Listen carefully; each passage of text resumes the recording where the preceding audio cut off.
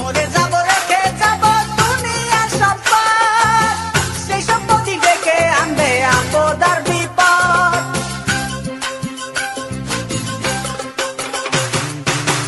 মরে যাব রেখে যাব দুনিয়ার সম্পদ, সেই সম্পত্তি ডেকে আনবে আপদ আর বিপদ। সম্পদ ভাগের জন্য মন মালিন্য হবে সূত্রপাত, একজনকে করবে আরেক